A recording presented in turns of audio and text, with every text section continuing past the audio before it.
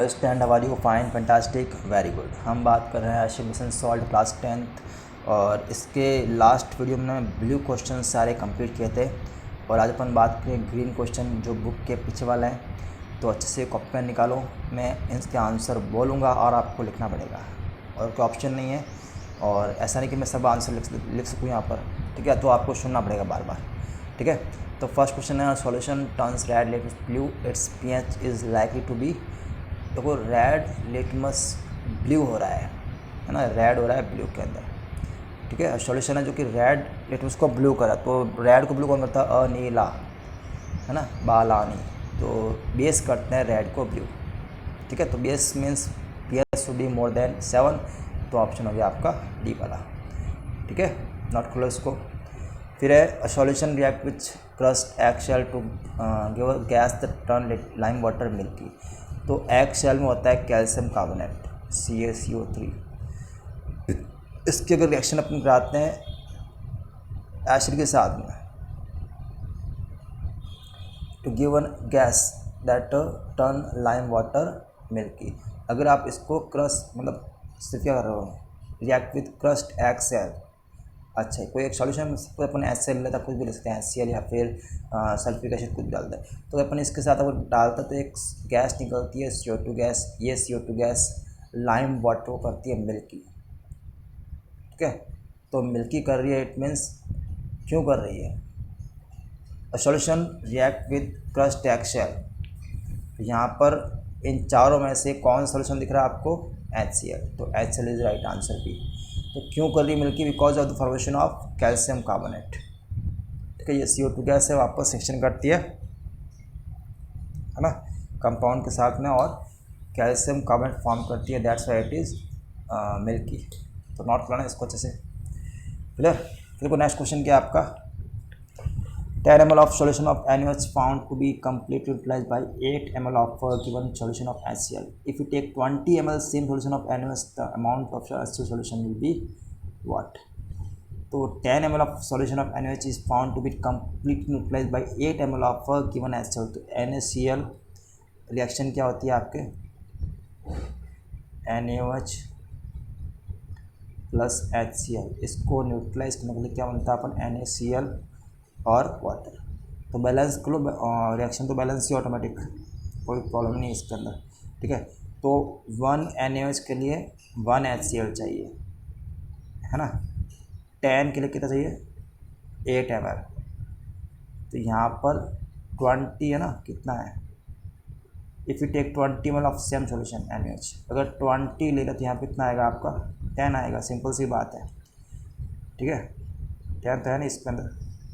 अच्छा सॉरी, अगर 20 ले रखा है NaOH, 10 के लिए आप क्या आ रहा है? 8, तो 20 के लिए कितना आएगा? 8 या 16 आएगा। कितना आएगा? डबल करना है इसका वाला, कितना आएगा? 16 ml। तो राइट आंसर 16 हो गया आपका। फिर को नेक्स्ट क्वेश्चन क्या है। Which one of the following types of medicine is use for the treating indigestion. Indigestion के लिए कौन सी अपन मेडिसिन यूज़ करते हैं? एंटासिड। तो ऑप्शन सी दिख रहा है आपको, सी करना टिक, ठीक है। जो फिफ्थ क्वेश्चन है, right word equation when balance in reaction को आपको इक्वेशन फॉर्म में लिखना था। Dilute sulphuric acid react with zinc granules. तो जिंक के साथ में रिएक्शन करता है सल्फ्यूरिक एसिड H2SO4, तो बनता है इधर जिंक सल्फेट और H2 गैस, ठीक है। मेटल प्लस एसिड क्या निकलती है? H2 gas. और एक सॉल्ट आपको लिखना है, सॉल्ट यहाँ पर जिंक और SO4 से बनेगा। तो इसके लिए कटैन आपको अच्छे से स्ट्रॉन्ग होना चाहिए, ठीक है। बैलेंसिंग वाला काम आप करो अपने आप अपने हिसाब से, हालांकि ये बैलेंस ही है, सल्फेट में बैलेंस ही पूरी, क्लियर। तो नेक्स्ट क्वेश्चन देखो, नेक्स्ट क्या है। Hydrochloric acid with magnesium ribbon. Hydrochloric acid HCl plus magnesium ribbon है, मेटल है ये, इधर बनेगा MgCl2 और plus H2 gas. Metal plus acid H2 gas और सॉल्ट। तो बैलेंस कर लो, यहाँ पर Mg1 है, इधर Cl2 2 है, इधर 2 लगा दो। अब बैलेंस इक्वेशन, क्लियर। नेक्स्ट देखो, नेक्स्ट क्वेश्चन कौन सी है आपकी? Sulphuric acid plus aluminium powder H2SO4 plus aluminium, यहाँ बनेगा आपका एल्यूमिनियम सल्फेट, तो फॉर्मूला होता है Al3 प्लस और SO4 2 माइनस, तो SO4 2 माइनस 2 यहाँ आएगा, SO4 इधर 3 आएगा और H2 गैस बाहर निकलेगी। क्लियर। अब इसको आपको बैलेंस करना है। मेटल यहाँ पर एल्यूमिनियम कितनी है 2 है, तो 2 लगाना पड़ेगा ऑब्वियसली। SO4 कितने इधर 3 है, तो यहाँ 3 लगाना पड़ेगा, और यहाँ पर H2 कितना 6, यहाँ पर आपको 3 लगाना पड़ेगा। अब बैलेंस है, ठीक है, तो नोट करो। नेक्स्ट रिएक्शन है आपके hydrochloric acid react with iron filings, तो HCl प्लस आयरन है Fe, बनेगा FeCl3 प्लस H2 गैस, ठीक है। तो यहाँ पर FeCl3 3 है, तो यहाँ 3 लगा दो। H2 कितना है, H2 3 है। अब तो पॉसिबल कैसे होगा, FeCl आयरन फिलिंग्स है ना, तो यहाँ पर FeCl2 बनेगा, सॉरी, ठीक है, FeCl2 फेरस क्लोराइड। क्लियर। अब देखो यहाँ पर बैलेंस कर लो, Cl2 तो 2 लगा दो, अब बराबर है। फेरस क्लोराइड बनता है, उसके बाद बनता है फेरिक क्लोराइड, तो डाइल्यूट के साथ में फेरस क्लोराइड बनता है, तो इसको आप नोट कर लो फटाफट। फिर नेक्स्ट क्वेश्चन देखो, कंपाउंड जैसे अल्कोहल और glucose also contain hydrogen but are not categorized as acid, इसको बताना आपको। तो क्यों ये एसिड नहीं है, बिकॉज ग्लूकोज, इसका को answer, because glucose and alcohol do not associate H plus ion, they have H plus ion but do not associate H plus ion in water, that's why these are not acid, ठीक है। तो लिखो इसका answer, और इसके लिए activity दे रखी है आपके पीछे। We will take a beaker, इसमें 2 इलेक्ट्रोड लगा दिए, इसको आपने बैटरी से अटैच कर दिया, इसमें आपने ग्लूकोज डाला, फिर अल्कोहल डाला, और यहाँ एक बल्ब लगा रखा है, ठीक है। ग्लूकोज अल्कोहल डालने पर ये बल्ब ग्लो नहीं होता है, that's why it is these are not acid, ये प्रूव कर रहे हैं अपन। क्लियर। तो ये एक्टिविटी आप पीछे आ रखी है, पीछे कहाँ पे आ रखी है, चैप्टर के पीछे आप देखना पीछे, तो दिखा देता हूँ मैं आपको दिखा देता हूँ कहाँ पे आ रखी है। बैक करते रहो, बुक्स के अंदर बैक साइड में काफ़ी पीछे चली गई ये वाली, ठीक है। इसमें अगर अपन ग्लूकोज डालते हैं और अल्कोहल डाल दो तो फिर ये बल्ब ग्लो नहीं होता है यहाँ पर, ठीक है। तो ये आप करना अच्छे से। वापस अपन क्वेश्चन पे आते हैं। नेक्स्ट क्वेश्चन क्या है, why doesn't distilled water not conduct electricity while rain water contain.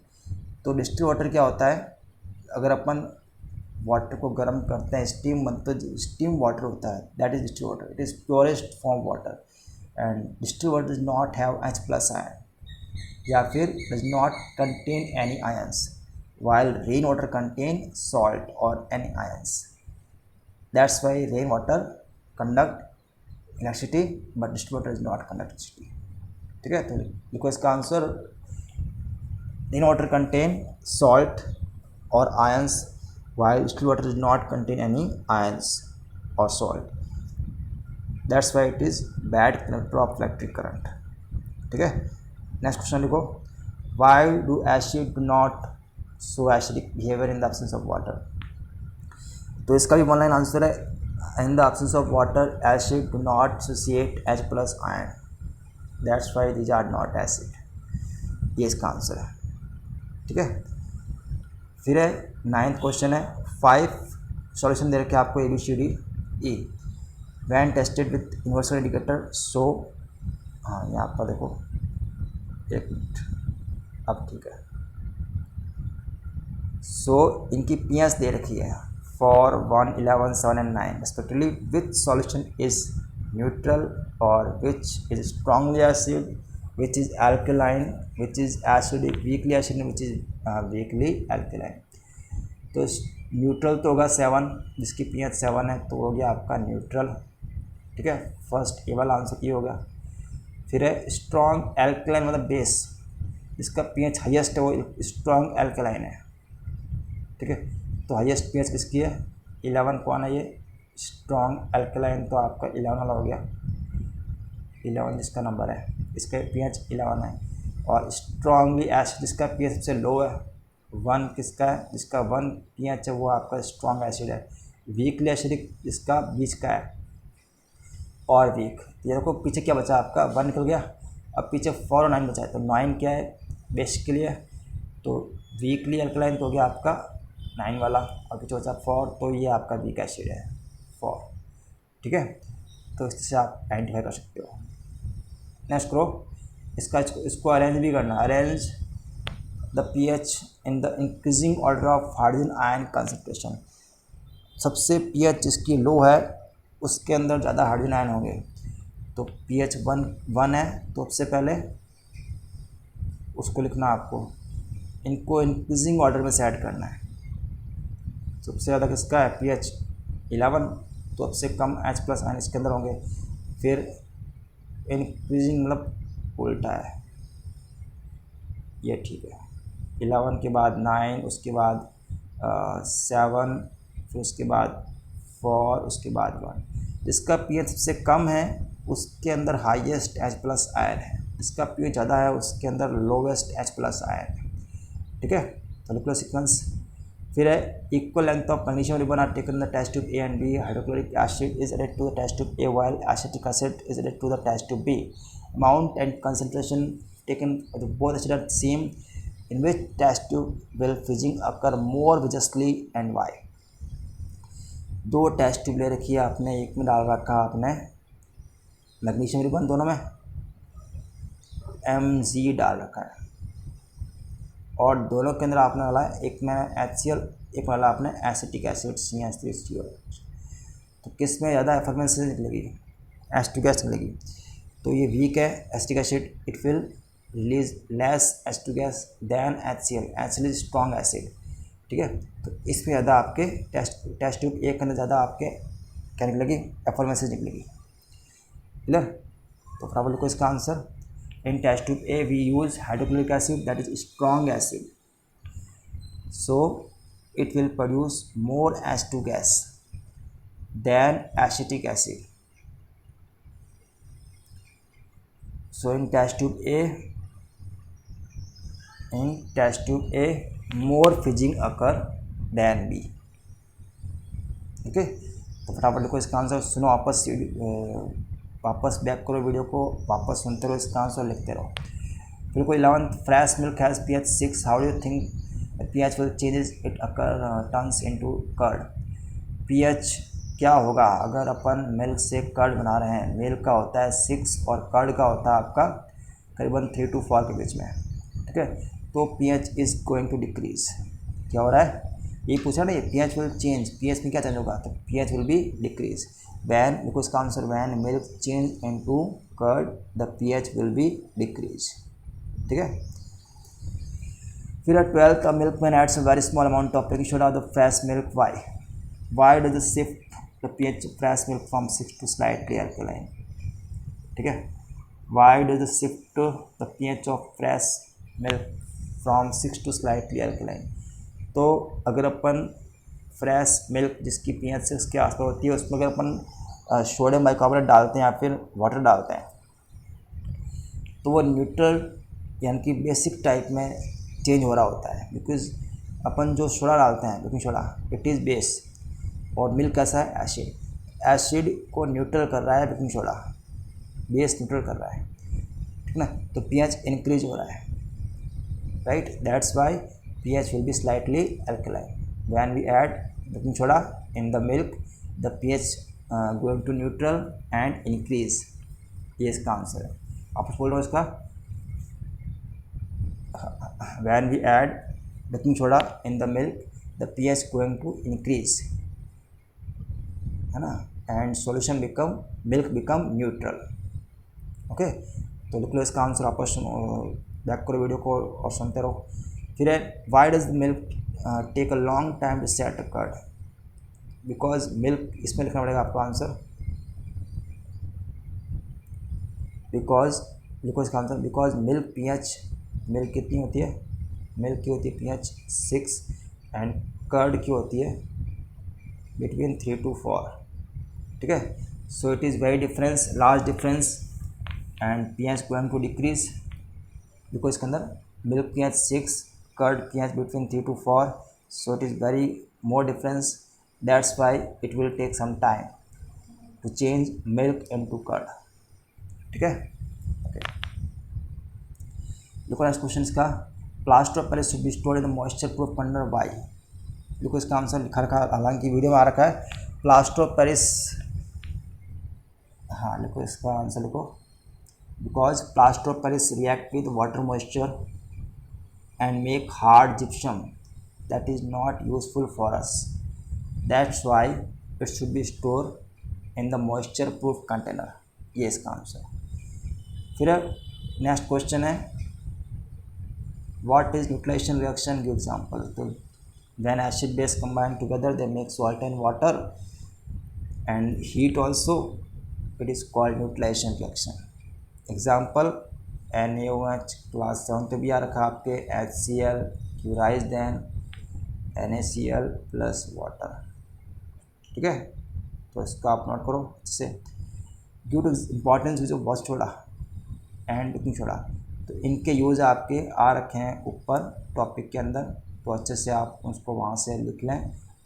Washing मतलब क्या होगा, सोडियम कार्बोनेट, और बेकिंग क्या होता है आपके सोडियम बाइकार्बोनेट, तो इनके यूज़ आपके ऊपर आ रखे हैं, तो आप वहाँ से लिखना सारे यूज़। ये रहा आपके सोडियम हाइड्रोजन कार्बोनेट के यूज 1, 2 and 3। ठीक है, उसके बाद नीचे आपका है सोडियम कार्बोनेट, ये रहे इसके यूज 1, 2, 3, 4, तो इनको आप यहाँ से नोट कर लें। ठीक है, और हालांकि मैंने वीडियो के अंदर भी लिखा रखा है, तो वहाँ से भी आप नोट कर सकते हो। तो ये थे आपके सारे क्वेश्चन पीछे वाले, तो अच्छे से इनको आप नोट करो, लिखते रहो, प्रैक्टिस करते रहो। Thank you, have a good day.